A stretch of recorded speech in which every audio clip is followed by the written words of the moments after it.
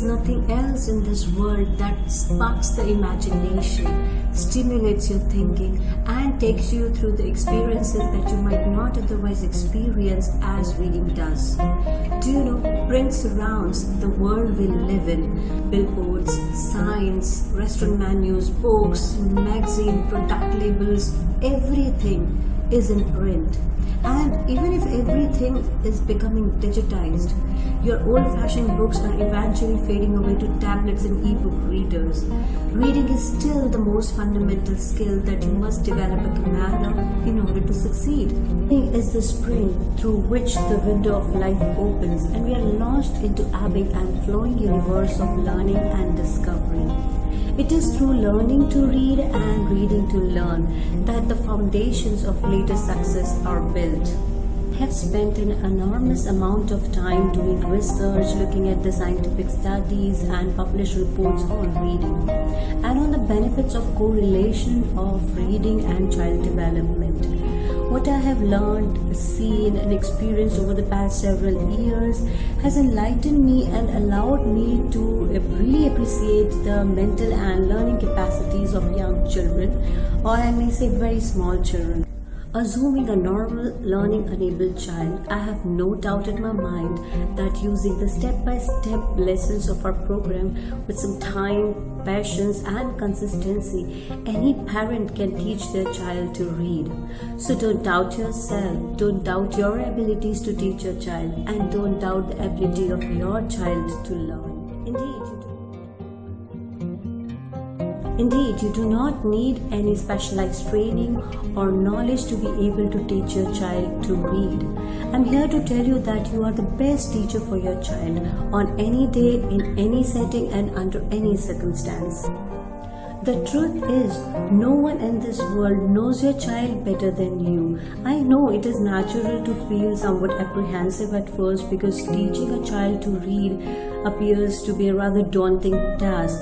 But believe me when I say, when you get a hang of things and settle into the groove with your child, teaching them, you will feel just as natural as feeding them or changing their soiled diapers.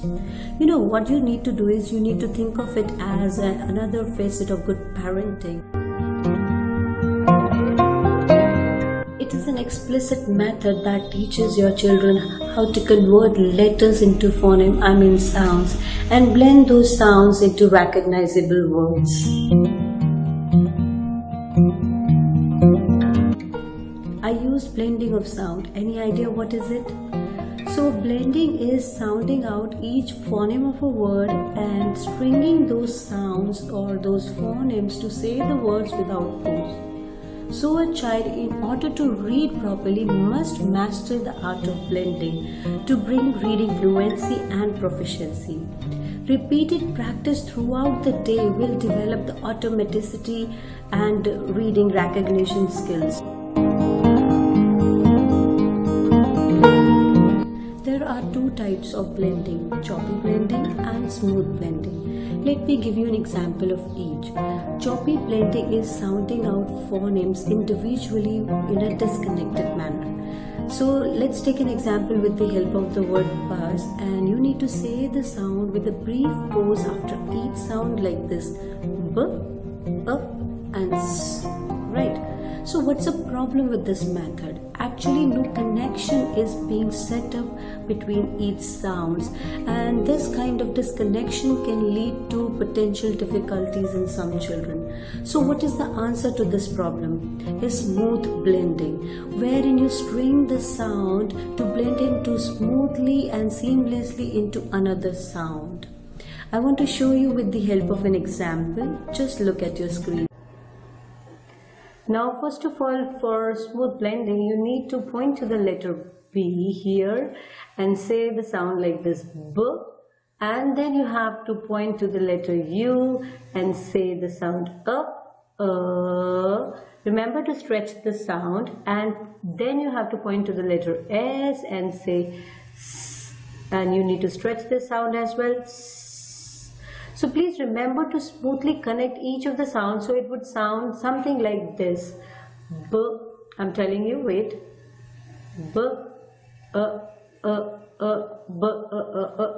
S. When you reach to this point, then say the sound